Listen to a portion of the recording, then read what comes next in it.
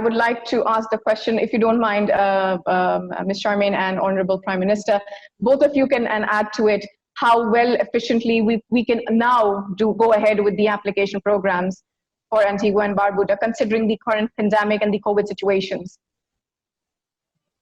Okay, Charmaine, you want to lead in that? Sure, no problem. So I think the entire world was watching on the developments that emanated from Wuhan since December 2019. And I have to say that this country was very proactive. We thought of the various possibilities before. We knew eventually we would receive some cases of COVID, given that the global community has been made so small now based on the availability of travel.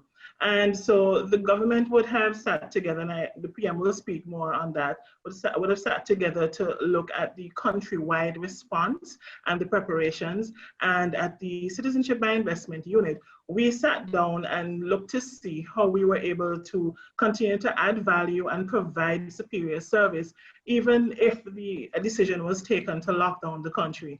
So we were already pilot testing our electronic file submission application, and we had persons testing it for us to give us feedback. The intention was always to allow an electronic platform, but COVID kind of caused us to speed up the rollout. And I'm really happy to say that the response has been just really awesome in terms of how quickly now persons are able to submit their files. They're able to monitor the progress of their files through the online system. And we have been getting really good feedback about how we've streamlined the application submission process, made it so much easier for persons who wish to apply. So let me add here that the CRU unit in Antigua was never closed. There has been continuous service, so there's reliability of service. In the case of Antigua and Barbuda, we took the decision that we had to keep the country's borders open, that we had to balance lives and livelihoods, and that what was important was for us to manage risk. Now, there are some countries in the OASIS Caribbean, and even the wider Caribbean, have had a low amount of COVID cases.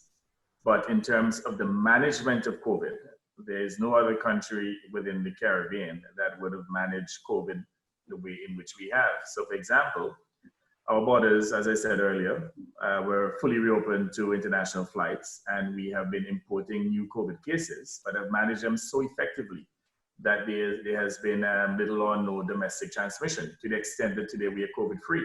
So we've been able to isolate those individuals who are positive for COVID and to prevent any domestic transmission.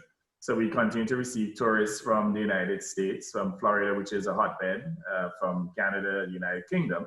But at the same time, we have been managing the risk and ensuring that there's no transfer or transmission of COVID to the domestic population. So our healthcare facility has been fully tested.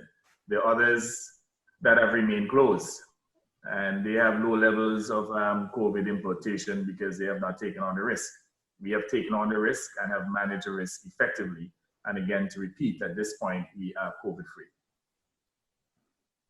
Thank you so much. So healthcare is at its best, considering that you guys have actually changed the policies or halted the policies for a certain time frame, considering that people are not allowed to fly in, or they would not like you would not like people to fly in, and the renewal process will not be hampered based on that. No, I mean, initially we were taking passengers without a COVID test, and they test when they get here.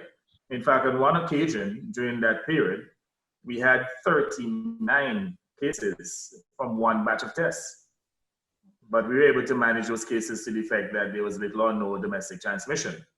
We changed the policy to ensure that there's testing before arrival. But even with that policy, we still have a few from time to time that would have tested positive by the time they get here, even though they may have had a negative COVID test before. But the key issue is to manage that risk and to make sure that there is no domestic transmission. And I think we've done an excellent job in that regard. I have to agree, Prime Minister. Thank you.